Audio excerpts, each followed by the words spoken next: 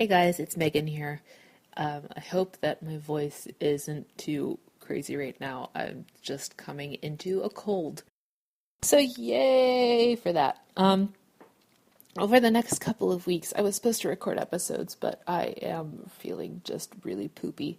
So we are going to replay some of my all-time favorites until I'm able to get back on my feet and until we are done with the move. Oh my God, you guys, this is happening right now.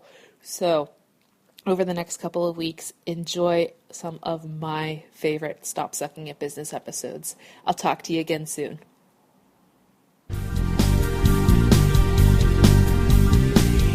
It's time to grow your business, stop spinning your wheels, and build the life you deserve.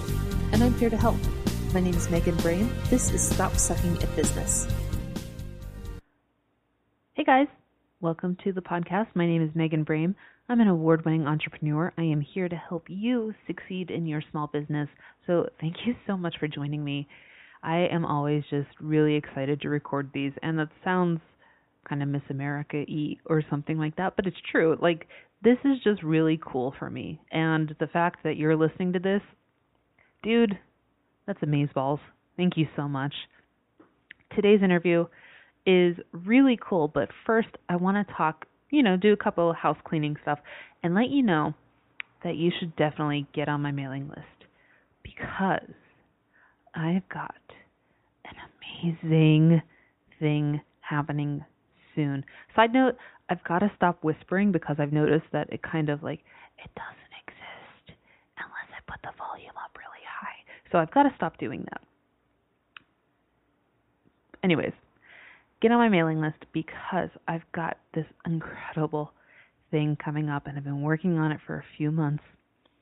I can't fully talk about it yet because it's not fully fleshed out yet, but it's going to be happening. It's going to be a mastermind membership group. Oh my God, wait for the dance party that's about to happen. I've been recording special episodes just for this. I've got this plan of all the different things it's going to include. Oh my God. It's amazing. And I can't wait to release it. But the people on my mailing list are going to get first dibs because I'm only going to allow, since it's a mastermind, I'm only going to allow a certain number of people in per year probably. So, FYI. Anyways, back to today's interview. Now, today's interview is with a really cool guy. I had so much fun talking to him, Jesse Richardson of Crate Joy. If you've never heard of Crate Joy, they are basically like a subscription box conglomerate. They have a marketplace full of subscription boxes, so you can just go crazy with your Visa. Or if you want to start your own subscription box, if that's been something you've been thinking of for a while, or something you're just like, wait, Megan, what are you saying? Here's what I'm saying. There are two ways to use a subscription box service. One is to be the curator, where you are pulling in different products from different people, different companies, and putting them into a weekly, monthly, yearly box and sending them out like a Birchbox, or we talk about a different couple boxes.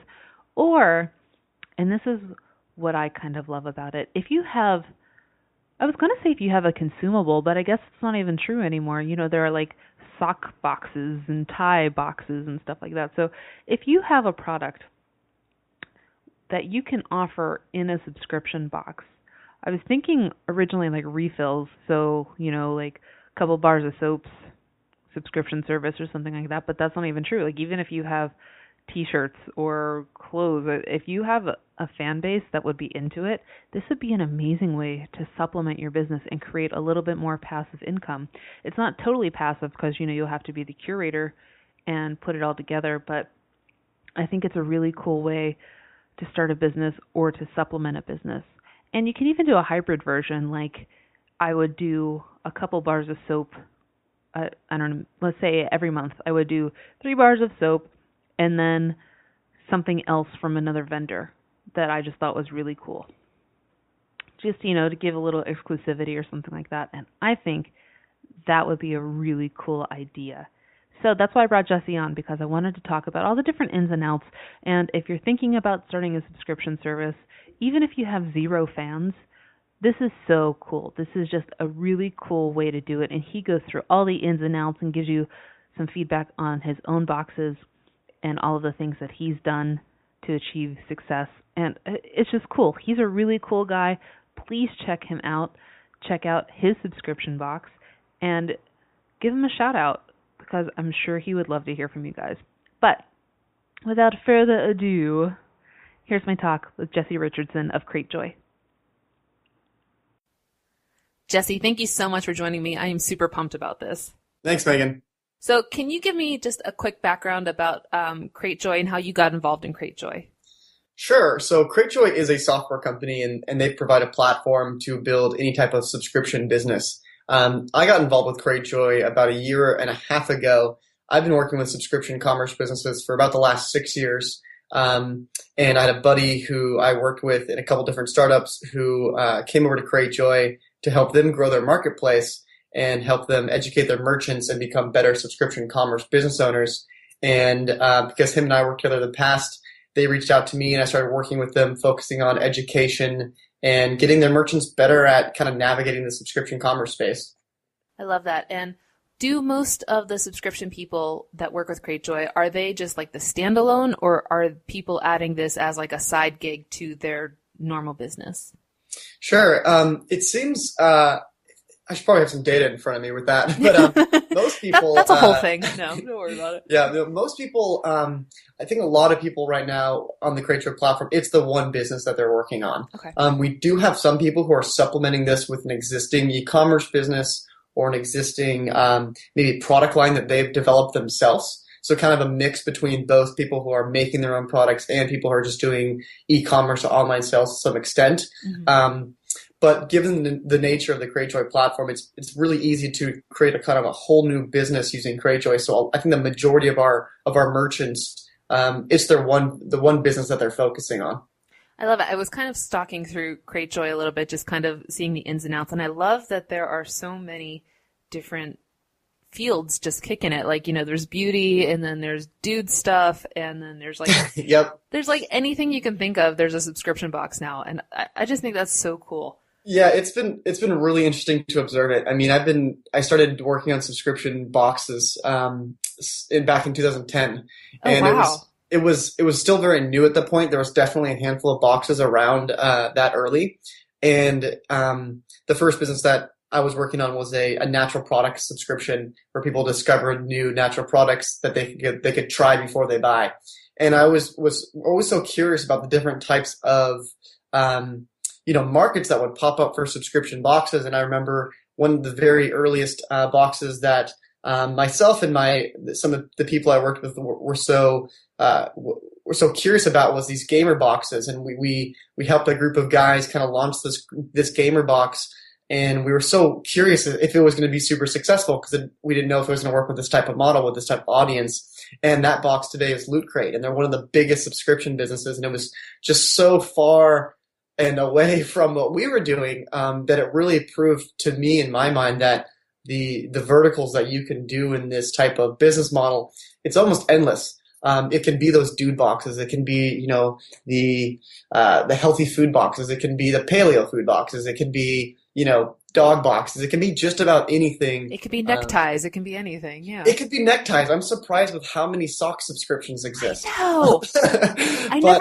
I never knew I had to have fun socks until I started seeing these things. I was like, maybe I just need to start doing subscription boxes of socks. Exactly. And I personally was like, who would order that? And then I got some boxes, and now I have socks in my house every month.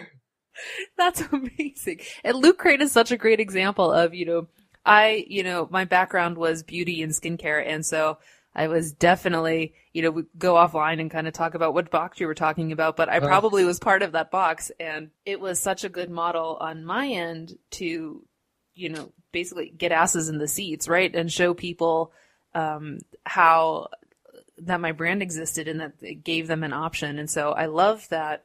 It's not just for food or skincare or things like that. Like, it can be for stationery. It could be for... Yeah, no, it can be literally for anything. If there's one of the kind of going lines we have at Cratejoy is if you can find an online community about your niche, and you have a group of people that you can identify pretty quickly, you can probably build a subscription business around that.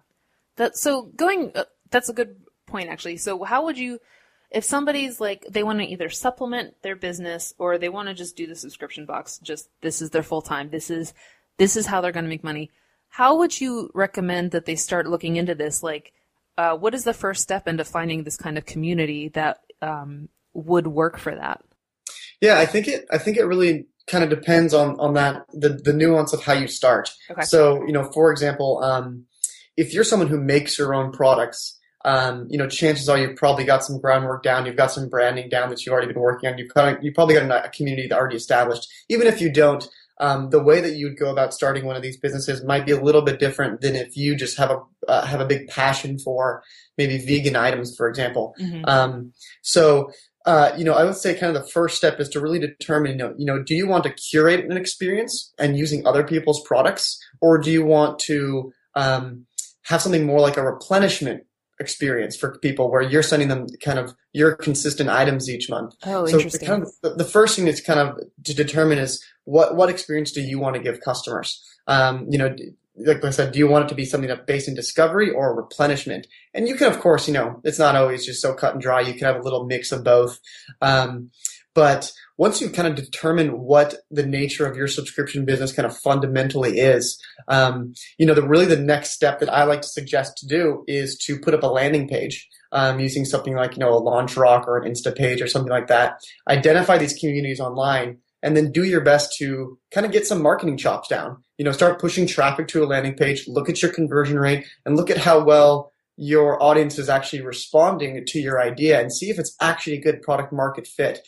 The nice thing about these businesses is that once they turn on, I wouldn't call it passive income, but it's definitely going to do a lot of work, but it's a nice automatic, the recurring revenue of a subscription business. It's really hardy. I mean, it adds a huge stabilizing factor. And from both, working with people who have done e-commerce businesses in the past and also people who have made their own products for a long time, what I've seen across the board is people who start a subscription business, they always say, wow, this has added so much stability to my business model. So once you've determined those things and, what niche you're going to be going for and how you're going to be approaching the business itself, for me, it's really about lean test that idea before you launch, because once you turn that thing on, it's a lot harder to turn it off. Sure. But the benefit is pretty big at that point. So can you expand? How would you lean test? So the way that I would lean test is, like I said, is mainly to use a landing page. And okay. So, you put up a landing page, maybe it's, join, .megan.com, and you're just pushing your social media traffic to that page. If you've got a newsletter, maybe you're announcing that newsletter. Maybe you've got some blogger or some social influencers you've partnered with before, or maybe they're brand new and you reach out to them and say, hey, I've got this great idea for our market. I've got this great new vegan subscription for our vegan community. Let's introduce it to them. And then once those people hit that page, that's when you're doing the testing. Are people responding to your branding, to your name, to your messaging? And, to put that page up and to get the domain, we're talking maybe, a couple $100 at very, very, very most, maybe just $100 or so. And so this does two things for you really, in the lean test. Number one, it lets you test how savvy you've been with creating and marketing your product to your target market or what you perceive to be your target market. And then number two, it gives you a really strong marketable asset. You end up with basically a newsletter of people that are all very interested in specifically what it is that you're selling, this subscription experience. And so by doing that, it's a lot easier, for example, to do something like a landing page with a subscription business than it is to test something with a brick and mortar store, or even have to develop an e-commerce site. So relative to other types of business models and other ways to go about selling things, I find that process with subscription businesses is a very lean and a very quick way to determine if your business idea is going to be pretty viable. For that phase of the business where you're just doing the landing page and you're kind of making sure it's a viable product, let's say that you don't have a newsletter, you're just kind of starting it. You've been a vegan enthusiast, or you've been a vegan for a really long time, and now you want to do a curated vegan box, but you've never done any kind of business for this or newsletter or anything like that. Do you notice any kind of trends? Like, do Facebook ads really work well for this, or do you think that's kind of putting the cart before the horse? I mean, personally, I like to. I'm a pretty lean guy, and I don't necessarily mean my body type. But I always, so I get this question a lot with the business owners that we work with. They're like, "Hey, should I spend money on Facebook ads?" And I always like to tell them, don't spend any money at all. Try not to spend, because the fact of the matter is, the rapid democratization of celebrity through social media is also good for you. Sure. You can get a large following just by being you and posting interesting content. So rather than trying to really pay for anything, what I suggest is having a really strong social media strategy, something that, where you're interacting with people on Instagram, on Twitter, you're inviting people to your Facebook page, you're pinning things on Pinterest. If you're good at Periscope, you're doing live videos. If you're good at Snapchat, you're Snapchatting things, because really you only need a few thousand data points to really determine if your conversion rate is good. And by data points, I just mean visitors. Mm-hmm. And over a 30-day period or so, that should give you enough time to test those things out, without having to spend any real money for newsletter placements or anything like that. And I think I found that's true in practice, and more than just kind of me preaching in that way, because I just launched a business about a year ago. I've traditionally done these types of businesses all, with a team of people.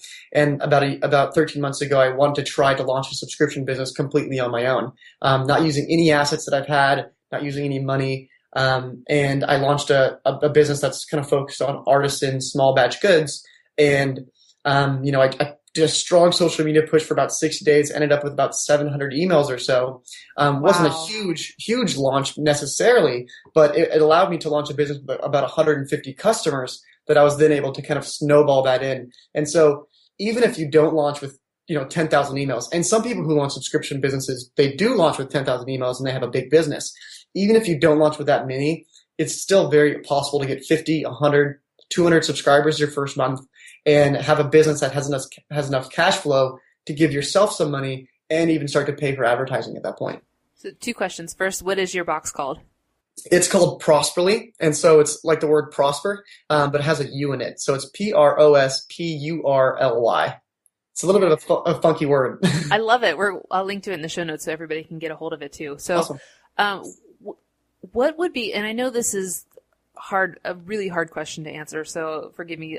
You can be as vague as you want with it, but okay. What would you say would be good benchmarks to say, like, yes, okay, this is a viable service, I should follow through with it? Yeah, no, I think this is a really good question. And so, when I look at what landing pages tell you is a good conversion rate, so for example, I think LaunchRock says, hey, if you're getting 7 to 10 percent conversion on your landing page, you're doing well. And I think that's kind of true across, Instapage and Unbounce. They all kind of have this kind of, this high single digits, maybe low teens is a good conversion rate. For me, I think that you should be looking for 15% or higher of a conversion rate. And the reason why is because, that's obviously not the true conversion rate. What you want to have is you want to have a high converting page, because you got to get those people to convert again. And so if you get 1,000 people to your page and they convert it, 20%, you get 200 emails, you've got to put that through a whole nother filter. That's going to be maybe a 5 to 10 conversion rate actual customers. So really at that point, you're only looking at 10 to 20 customers with that 200 emails. So the benchmark I like to have people kind of try to shoot for is, shoot for 5 to 10,000 visitors and shoot for a conversion rate of 15 to 20%.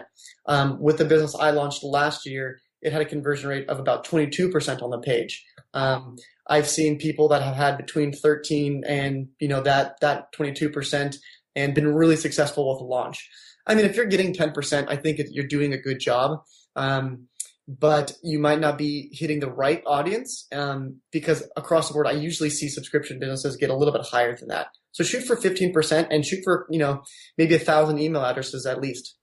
And I think that that's also a good point to have a higher conversion, because this isn't just a one-off product. This is a recurring business model that you need to have. And so, just having people come and buy one soap versus you want to have people that feel vested. You want to get the right audience, because what makes subscription businesses interesting, not just as a business owner, but to venture capital and to, when you're thinking about scaling, you want to have people that have, a long lifetime and have a high lifetime value. So you want to be definitely sure that you're targeting the right people from the start, which is another reason why the lean testing early on with the landing page is a really great strategy to launch these businesses, because that gives the opportunity that maybe one week you're focusing on this community in Reddit or on Reddit, and this other week you're focusing on this other community in Facebook groups, and this other week you're focusing on this other community, and it kind of gives you the opportunity to pin some different audiences and see which ones are converting higher. So when you actually launch your subscription, you know that you're going to be chasing down the people that are going to have the highest LTV, and that's what's going to give you the best cash flow for your business. I love that. And it's so, like you said, it's not spendy, it's time investment, but it's so worth it, because you are definitely saying, like, I am going to niche this down so that I find this like loyal tribe of people that are just crazy about this kind of product.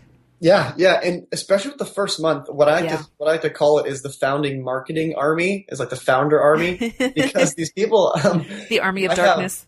I mean, the percent of the amount of churn you get in your first couple months, and churn being the rate of cancellations, the amount of churn you get in your first couple months is always significantly lower than the churn you get a year, 2, 3, 4 years down the road. Really? Because those people who first launch with their business, they feel like they're part of a club, because they are part of this month, this thing of the month club. And they feel like they're this founding, member who's been there since the start. And you can really cultivate this really cool sense of ownership in your community that then goes and translates to higher LTV, more revenue, happier customers, more referrals, and that type of thing. I love that. So I want to start a subscription box, and how do I even get this started? Like, what are the kind of costs I need to think about? What are the, other than like the lean landing pages and things like that, what are the other things that I should be considering? Yeah, the things that you should have definitely top of mind is obviously, your domain. That's just kind of a throwaway. I think everybody probably knows that listening to this podcast.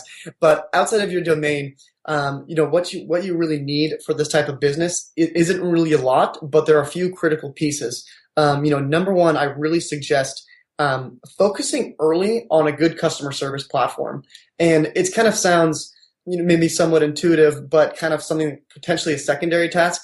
I really encourage people to do it early on and build out macros and filters and views using something like Zendesk.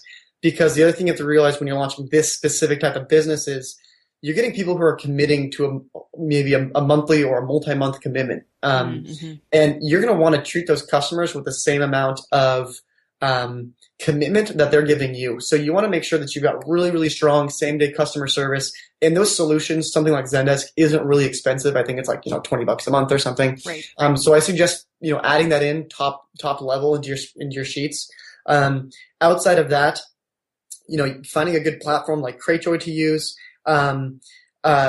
Also suggest, obviously, you've got to have email marketing down. You've got to use something like MailChimp or, Intercom or something like that. You've got to be, when you're gathering these emails during your lean testing stage, and even, going month to month, email marketing is one of the most powerful things that you can be doing. And that's also kind of maybe a throwaway for some of your audience. I mean, that should be pretty obvious to people now in 2016. Outside of those kind of normal, just e-commerce business or just online business essentials. That's kind of how I see those kind of platforms. So those are just, online business essentials. The only other thing you've really got to be thinking about with a subscription business is custom packaging. Mm-hmm. So custom packaging being the custom shipping box that your products go in. A lot of people will just use, a USPS first class mailer box or something like that, or priority mailbox. Some people will just use plain brown boxes with maybe stamps or stickers. That's totally cool. I personally, the reason why I emphasize that startup phase so much with gathering emails is because if you do that right, you can generate enough revenue month one to pay for custom boxes. And for me, I obsess over product quality. I mean, I try every product before I put it in the box. I'm scooping out the apple jelly and, eating it by the spoon before I even put it in. That sounds pretty rough. Sorry, Jesse. Thanks for taking one for the team on that one. Yeah, exactly. But I mean, and I think that also translates to the packaging. I want to see an orange box sticking out of my mailbox with these cool sunflower designs all the way from across, my porch. And I want to feel excited about that. And I want to feel excited about that because I want to feel like my customers are going to be excited about that. And so custom packaging is something that you don't need to do. But there's a big asterisk on that. And I think that need is kind of nuanced by, you can by using custom packaging, you can create a greater perception of need on your customer's part because they're so excited to see it. It becomes this iconic thing that sticks out. I mean, look at Tiffany's boxes, right? They're just that blue. Everybody knows Tiffany's boxes. Right. Yeah. I mean, you look at Tiffany's boxes, or even, when you order something off of Amazon and you see that little smile box and you're like, oh my gosh, I just got my, the drone just dropped off my new, my new set of encyclopedias or whatever it is you like to order on Amazon. Or if you're like me, you're like, what did I order? I don't remember, but I'm excited to get it. In that case, it might be a little bit of dread. When right? You're like, oh my God. I love that. Well, and I'm not sure if you feel the same way. So, I'm definitely interested in a counterpoint to this, but just coming from the other side of this where I was a vendor that was providing products or samples or whatever. One startup cost that I think that a lot of people think they can skimp on, and in my experience, it wasn't the best way to go, was to think you could get product for free. Yes. Yeah.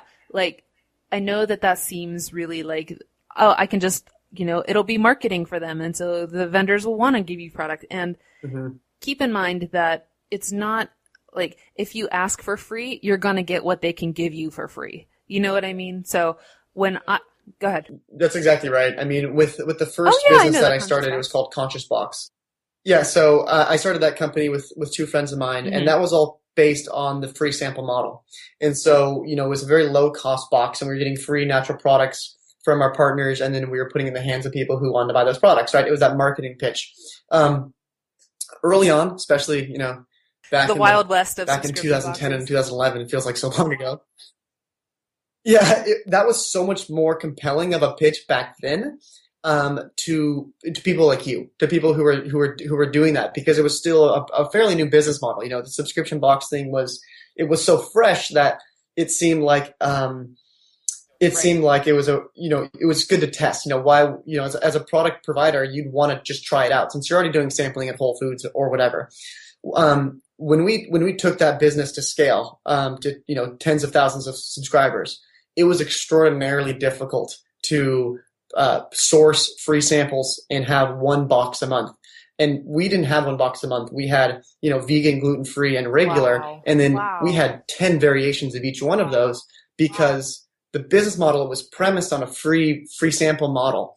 And what that does to you as a business owner is two things. Number one, you're hustling all the time to make sure that your partners feel like they got ROI. And that's really, really important because you want to maintain good relationships with your partners. Number two, it means that you're also having to, as you scale, you have, exponentially more partners you have to reach out to because there just aren't very many companies that can provide 50,000 free samples, and if you have 3 different types of boxes and you are trying to get free samples for all of them, or even if you just have one type of box and you have 50,000 subscribers, you might have to work with 50 different companies who can only provide you 1,000 samples. And so it's very difficult to operate on that model. I think that nowadays what I try to encourage people to do is build in purchasing into their model. If you can get free items, go ahead and do it. Obviously, if you can boost your margin, boost your margin. But to premise your business on getting free items, I think is very dangerous. Not just because you don't have any margin to work with, and if anything changes in the future. And I mean, ask anybody in business, things will change in the future. But then it's a whole different experience too. I mean, with Prosperly, for example, the one I'm currently working on, I build in a big margin to buy items, and it's partially because number one, it's a lot easier to do sourcing. I mean, sourcing time for when you're buying items, it goes from a 100-hour-a-month job with free samples to a 10-hour-a-month job when you're purchasing things. But also because, I mean, I look at my partners and I want to give them a good ROI. I want to cover their cost and give them some more margin on top of that, so they feel like it's a good purchase for them. It's a good deal for them. And because a lot of the people I work with are small business owners, Etsy people, people who might be doing this out of their house or have a very small workshop. I understand that they make some of the best products in the world, and I want to make it so they can actually access this marketing channel, but they can't do that if you're asking it for them for free. And so, with pricing of a subscription box and building out your supply chain, I think it's really important nowadays, especially to look at free sampling, or getting free items, even if they're full size items. Looking at that as a nice supplement, but not something that you base your business model on. Usually, and for people that are like, oh my God, there's no way I can afford anything. Like usually when you buy in bulk from these companies, they're usually willing to give you a discount. And that's always something that can be negotiated, but don't go into it thinking like, there's no way I could do this because I need $250 products. Like, no, you need 200 products that retail for 50, but since you're buying 200, you can usually finagle something with the business owners. Yeah, I usually, shoot for what I usually see as a pretty realistic for my month-to-month product sourcing, just so, you guys can kind of understand what you maybe want to shoot as a goal. For every dollar I spend on product, I usually get about $4 of value. So it's like, people get about $8 of value each month in Prosply, and that I usually spend about $20 for all those products. That's even a little bit high because of the audience that I'm sourcing from. Like I said, I'm using a lot of small artists and crafters who just don't have the means. It's funny, a lot of the people I work with, I'll place an order for 300, 400 units of something, and they'll have to be like, well, we've never done something at this scale before, and so I'll help them find new ingredients to source or things like that. So it's a little bit different with the people I'm sourcing from. I think they're not as some aren't as experienced as you might have with maybe something like cosmetic lines that are already been formulated and developed through something else. But I think that's a good kind of goal to shoot for is, for every dollar you spend, you should be getting a couple more dollars in retail value. Yeah, I agree. So about 75 to 80% off of retail is usually what you should shoot for. Yeah. So, traditionally, I mean, it's kind of like, so retail is maybe $10 and, wholesale is usually 50% of that. So that'd be $5. Mm-hmm. And then cost is somewhere usually about half of wholesale. So you can kind of like figure it out. That varies widely for different products, but generally that's kind of how, you should think about it. And so, you want to get the best margins you can from your partners. And I mean, the whole marketing pitch of subscription boxes is very real. I've worked with one partner 3 times with this current business, and every time she features something in the box, she gets dozens of orders on her Etsy shop. She just did this like ancient bath milk in our February box, and she texted me and she said, "Hey, do you need some products this month? Because I have been getting tons of sales from this." And so, I mean, the marketing pitch is a real one. And, if you are a business owner and you've been thinking about this, what I would suggest to you is think about building in mechanisms to track ROI for your partners. Let them put coupons in the box. Shout them out in your newsletter, push them traffic. Make it very clear to them that you're giving them a substantial marketing package and incentivize them to bring down their costs to you as close to their own costs as possible. But realize that in exchange for that, they're going to want to see ROI, and so you're going to want to build in those mechanisms that actually prove that ROI to them. And that makes an excellent point that your end goal for this should be to have recurring vendors and recurring relationships, not because you're offering the same things over and over again, but because you're proving that you have a sustainable model. So they're going to, that's going to be your best word of mouth for sourcing new product is these vendors that are like, I made tons of sales on this.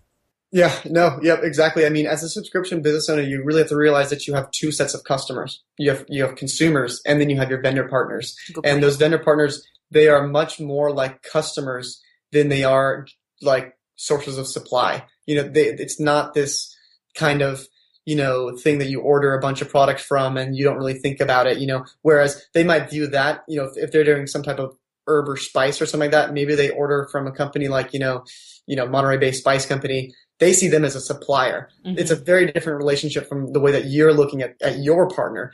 They're not like someone who's just sending you bulk goods. They're someone that you are going to be communicating with on a daily, weekly basis. You're talking to them on the phone. You're both working towards mutual goals. It's a much more, it's a much more intimate experience between the vendor and the subscription box than just a vendor and a supplier. So when you're looking for suppliers, how do you recommend, one, finding them and reaching out to them?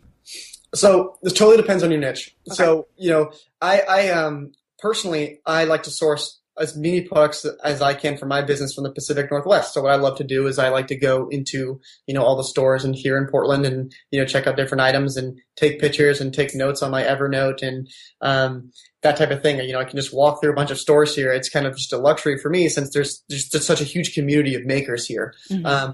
If you can't do that, if you can't go into a store locally, the internet is your best friend. So I would say kind of take it in kind of three, you can go into kind of like three different places. Number one, you can just use Google. That's a total pain in the butt. It's like shoveling through the mud.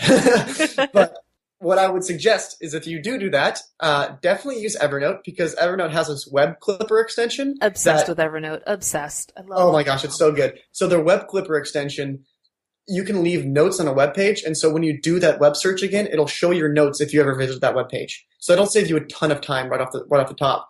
If you're trying to, to not, weed through Google and you want to have a little bit more of a targeted way of product sourcing, I say find a niche e-commerce website that exists in your niche. Yes. So my example would be something like Abe's Market. It's a natural product e-commerce store. You obviously don't reach out to Abe's Market. And I'm going to say that just one more time because sometimes people will do that even after I say it. Don't reach out to Hey, I want your vendors. Can you give me your vendors? Yeah, exactly. Or can I buy the products from you? And they're like, sure, here's our extra 25% of cost built in. Right. So you don't reach out to those people, but you use those people as, directories. And, you click through and you look at Bass Pro Shops and you find the best fly fishing gear at Bass Pro Shops. And you find those manufacturers, and then you Google those manufacturers, and then you reach out to them individually through their website. I love that you're saying like reverse engineer it. So like go to if you right. want to be Anthropology, if you want your fans to be Anthropology people, then you go to Anthropology. What are people buying at Anthropology? Exactly. Yeah. And that's kind of like what we talked about earlier, that test. If you can find an online community that exists, if you want to have a subscription box that's all about fly fishing, and then you just found Bass Pro Shops, fly fishing section, congratulations, your idea is validated. People are buying these items online. That's proof that you have a niche that's going to be viable online.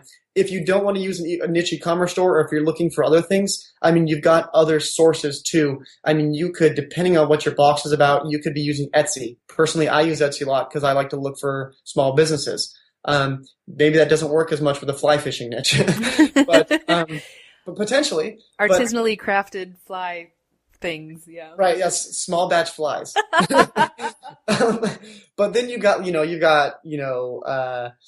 Alibaba if you're looking for copper mugs or something like that, or like chopping like wood blocks if it's a drink subscription or something. There's like lots of other marketplaces online that you can identify good sources of items from, and even you can even use Amazon. I was just going to say, because so many people use Amazon on their own to like say, is my product going to be viable? Well, now you can go see, are there products that are viable in that category? Right, and also the nice thing about Amazon and Etsy for that matter is both those places have great cultures of leaving comments. Whereas I look at products on like Abe's Market, for example, and there might be one or two comments. E-commerce stores, I think generally this is an overgeneralization for sure, but they don't have as much comments and community interaction as Amazon products seem to have, or as Etsy products seem to have. It seems like, a lot of people on those two platforms, a good Etsy store will have hundreds of reviews. So you'll be able to go into that store and really get a good idea if that product is actually going to be a good product that you want to include in your box. So using those, local stores, just looking on Google, niche e-commerce stores, and then niche marketplaces or general marketplaces like Amazon. Those are all good places to find products.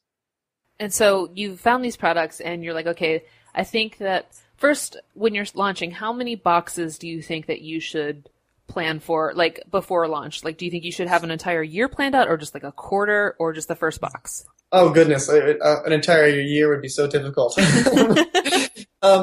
could do an entire year if you so desired. I encourage people to think about 5 to 6 boxes of types of items. That doesn't mean you have to reach out to those suppliers. Okay. It just means build out, a half dozen or so boxes, and so you understand you've actually got this compelling, continuing product offering to people. Do you mean so they would pick 5 to 6 themes that they wanted to do, or 5 to 6? Yeah. So for example, if you have let's say an outdoor subscription, Okay. and you want to theme your box, then maybe you choose 6 different outdoor scenarios. You have the hiking trip, you have the rock climbing trip, you have the whitewater rafting trip, and then you choose 5 or 6 items for each one of those boxes. And so you actually see, here's how I'd bring that theme to life, or here's how I'd bring these next, pie in the sky. If I had to choose 10 items for my next 6 boxes, what do those items actually look like? Maybe you actually end up with a different supplier of, rock climbing harness, but you plotted those things out. You kind of sketched out what the potential products could be in those boxes, and so you have a good idea that you actually can go through this step, and you can actually theme things, and you can procure things well. I think that's one side of it. The other side of that question, when you're actually launching, is kind of trying to determine how many products you actually need to purchase your first month, and how many boxes you need to be packing from your launch. So you did your pre-launch, you found your vendors on these niche e-commerce stores we talked about, and then you have this period basically after your pre-launch and your Craigslist store has gone up and you're starting to accept orders, that you have to kind of estimate how many sales you think you're going to get, and you have to order those products all in advance because you need time for shipping and packing. Mm-hmm. And so, it's a little bit of guesswork during the early stages, especially that first month, since you want to see how well your email list converts, and then how well you acquire subscribers up until your ship date. Do you think that, so if you do pre-buys and people pre-order, do you think that there's sort of a order 25% more than that, or it's just it's hard to say? There's 2 words here. We've got a pre-order campaign in which people would actually be checking out, and that's something that you can do through Craigslist using they have a specific theme called Rapido, and they have a celery app they use where people can actually purchase the subscription ahead of time. Okay. I actually prefer the pre-launch campaign where you're just grabbing emails. With the pre-launch campaign, I usually see it's about 10% of your email list will convert. Okay. So if you got 1,000 emails, you're probably looking at about 100 customers. So. Okay, cool. So have you noticed in your experience, is there about an average number of products in a box, or that just totally varies based on box price? Yep. Yeah, it'll totally vary. Think about the expectations you're setting up with your customers, and then, follow those expectations. I think that it doesn't really matter as long as it's as long as it makes sense to the product offering. I mean, there are people who have, boxes with 2 or 3 items in it. It's just a soap bar, a face scrub, and something else. And it's this little tiny mini pamper pack, and it's only $14. For my box, it's $44 a month. And so, I got to be putting a couple big items in there for people who want to spend $44 a month. And so I usually do 6 to 8, sometimes even 9 and 10 items. So there's no real right answer for that. Really think about, what's my product offering to customers? What are my value propositions to my subscribers? If they're going to be discovering things, you want to give them a couple cool things to look at, because one of the things that you can always run into is if you only have 1 or 2 items, and one of those items is a big ticket item, it's kind of like that one item holds all the value. If your customers don't like that one item, then the value doesn't really add up. So I encourage people having more items than fewer items, because it gives your subscribers a better chance to like more things in your box. Well, and also I think maybe on the flip side of that, thinking that, can you keep sourcing 10 new products every month is a big thing to also keep in consideration. Okay, if you think that maybe 10 products each month is a little too much and you want to source 2 or 3 products, what kind of value of 2 or 3 products can you get into a box that's going to make it? Does that make sense? That's going to make it a valuable box for your customer. Yeah, no, that does make sense. I mean, both in terms of if you shoot too high and you say 10, I'm going to put 15 items in my box every single month. I mean, that could very quickly become a lot of work to find those 15 vendors. And then also, with the items that have maybe smaller value. I think that it can be tricky, especially with value propositions for customers, to have a bunch of really low value items. I think there's this nice balance where there's got to be one or two bigger value items and then a couple of other things.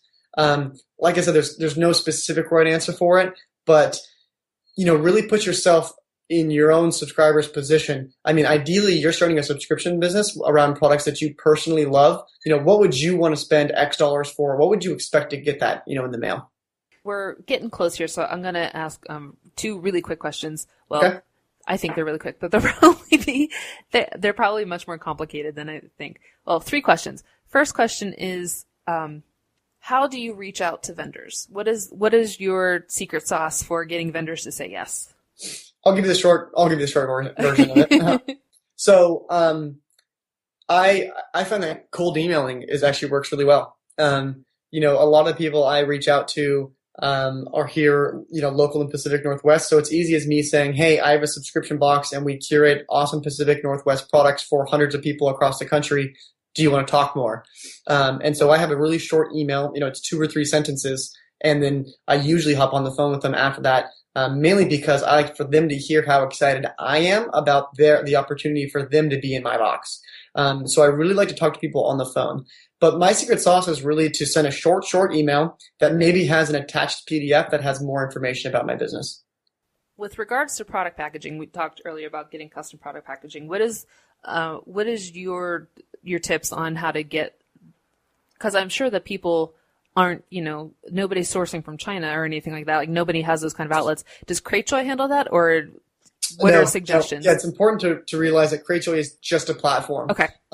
So what I would suggest, if you're looking for more information about how to source for custom packaging, head over to the website that I manage for Cratejoy, subscriptionschool.com. And in the resources section, I've got about 15 different custom packaging experts and people that have all been used by our merchants and been rated high. And so personally, I use a local company and they do both my custom packaging and my fulfillment. So they actually create my corrugated box and they also pack it for me and then mail it out for me. So you want to find a custom packaging person who's going to give you a good rate. It really depends on the type of box, the size of the box, but generally, you should assume that you're spending somewhere between $1 and $2 for a custom box if you're ordering at least 1,000 or 2,000 at a time. Okay, great. And I'll link to that in the show notes too, so people can just click right to that. Perfect. So I would imagine that a big part of having a subscription box and keeping it a sustainable subscription box is to get feedback, right? To get feedback from your clients and feedback from your vendors. How do you usually handle getting feedback? This is great. That's a great question. It's also, it's really cool because at Cratejoy, we just started building this in, so it'd be really easy for you to survey your customers. Oh, awesome. So now using Cratejoy, you can, send out surveys to your customers each month, get product feedback to see what items they like, which items they didn't like. And you can, customize your curation going forward. On the other side with the vendors, it's all about just maintaining that open line of communication. I personally always make a point to follow up with every single one of our vendors after the campaigns have ended each month and said, hey, here's a handful of pictures, here's a handful of Instagram posts, YouTube videos, check these out. What do you think about this? Is there anything else that we can do? P.S. I was just looking at this other product of yours and it looked great for our next box or something like that. I love that. About how long do you wait to request feedback from both the customers and the vendors? I think it's important to wait at least a couple of weeks. I mean, you ship, it might take 3 or 4 days to ship. And then I like to give people at least a week or 2 before you pull them, just because a lot of people maybe haven't opened the box or gotten through everything yet. If you have a smaller box that has like single use items, maybe you can do that much quicker because you're not waiting for somebody to work through their full size item. So, kind of think about realistically how long it would take your customers to actually go through the products. Excellent. I love that. So I think along that, are there any specific things that people should ask in the feedback? Like, I know, like, did you like this product? Did you not like this product? But is there anything else like, what did you think about the box? Or do you find this to be a good value? Or what are like some sort of secret questions that people should ask? Right. I think that first off, gathering NPS data from your customers is always kind of a good top level survey question. So NPS is Net Promoter Score. So it's 0 through 10, how likely which would be to, refer this or give this box to a friend or colleague. And you want to be getting people that rate that, 8 or higher. And if it's, 8 or higher, then they're not promoting your box, and you want to figure out what you went wrong with that box. Other than that, I think some kind of key feedback points for subscription boxes is going to be, obviously, what did you think of this item? I think that's kind of, did you like it or did you not like it? Give your subscribers the opportunity to leave a short answer. You can get a lot of really good qualitative feedback from people by just saying, hey, any other thoughts you want to share with us? Besides that, I think that asking them about how the package arrived and packaging quality was, how did it look what was like the unboxing experience? That's kind of what we call it. What was the unboxing experience like? Because if you're consistently getting, poor ratings or customer complaints, and you're kind of trying to figure out why, maybe it's because the way you're packing your boxes isn't tight enough. And so all your items are getting jumbled around, and, people open the box and it's like this, garbled pile of mess. So try to, curate your questions to customers, based on what you think is going to be most important to them. So did they like the items? How was the unboxing experience? Would they refer this box to another friend or colleague? And if you have anything special too, like occasionally, like let's say you want to do like a private labeled item, maybe you throw in an extra question for, 1 month, what's your favorite scent? And then next month you release this new item that has a special scent in it. So think about, using your survey not only to gather, reactive data from your customers, but it can also be a good source of getting, data that can inform future product purchasing or future product creation if you're making your own products. Now, I see a couple of subscription boxes offer the thing to where, you can try it in the subscription box and you can buy the full size on their website. Do you find that is something that people should do, or is that too complicated? Is that something that you should grow with? Do you find it better to just wholesale the full sale thing and then sell it on your website, or just direct them to the vendor's website? So personally, right now, I direct people to the vendor's website. Okay. But that's mainly because my current business is just it's just a hobby project. It's just a passion project for me, and I've got a full-time job.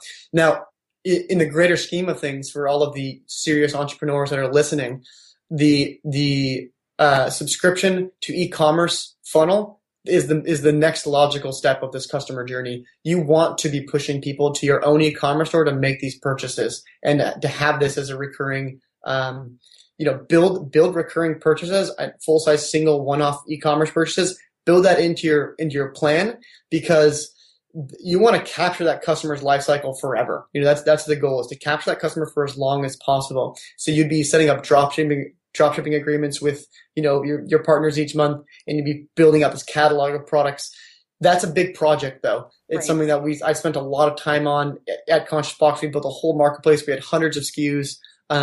It's a big project, and it's not something that you have to focus on right away. But by doing that, you're going to get two things. Number one, you're going to capture more revenue. And then number two, you're going to have cleaner data, because you're going to be able to see specifically how many conversions came from your subscribers in your marketplace. It's going to be much easier to find that out and then prove ROI to your suppliers than hoping that the people click through your email and then use your coupon to track that purchase on the Etsy store, for example. Does that make sense? Yeah, absolutely. And that, if you think of business as sort of like an octopus, and you want all these different tentacles because you want all of these different sources of income. And so having just a subscription box, it's a double-edged sword. Like if you have the subscription box and the marketplace all under the same hub, you can draw in a crowd that, already buys this product and they'll try your subscription box, or vice versa. Do you know what I mean? Right.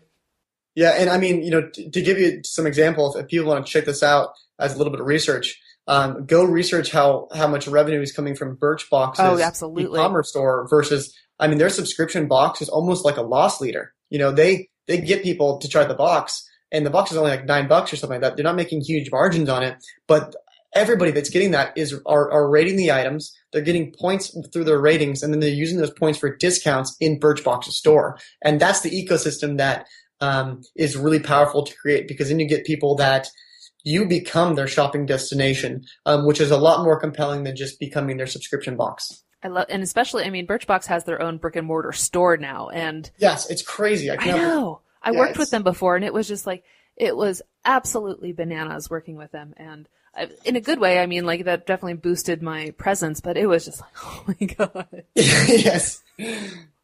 Lots of time listening to podcasts while making stuff. Yep. Jesse, where can people find you online? People can find me online at jesserichardson.com, and that's Jesse without an I, just Jesse Richardson.com. That's my personal blog. I spent a lot of time on Subscription School working with Cratejoy, but they can find me on there, or of course on LinkedIn, on Twitter, Instagram, that type of thing. Excellent. And I will link to all of those in the show notes. Thank you so much. This has been so Thank you, incredibly Megan. informational. Awesome. All right. Well, good luck to everybody who's starting those businesses, and come check us out at Subscription School. We're happy to help you out. Awesome. Thanks, Jesse. See you later. Isn't he the best? Like, the best. He was so fun to talk to. I had a blast, and I hope he did too. But I know that I've just put another thing in your brain to do, but it was so good, and I hope that if you do want to do a subscription box, you look at Cratejoy, because it'll definitely help you out. But let me know. First, like I said, get on the mailing list. You can go to meganbrame.com. You can sign up for 30-day challenge. You can sign up for to get one of my workbooks. Whatever you're into, it'll put you on the list, and I'll know that you're there, and you'll get first dibs on the membership mastermind. But check out Jesse. Check out Cratejoy. And tweet me at MeganPlusCoffee and let me know if you're into subscription boxes. Let me know what your favorite ones are, actually. I'll tell you my favorites. My favorite was Birchbox. But my friend Daniel, who was my product photographer for a long time, alwaysbeenmad.com, he gets Loot Crate every month. And like, he sends me pictures. He puts them on Facebook, and it's just the coolest stuff. So I think I might want to get in on that too. Oh, I also do Dollar Shave Club. But yeah, I love subscription boxes. It's such a good model, and it's such a great way to supplement a business. So check them out. Tweet me at MeganPlusCoffee. But in the meantime, I'll talk to you next week. Toodaloo.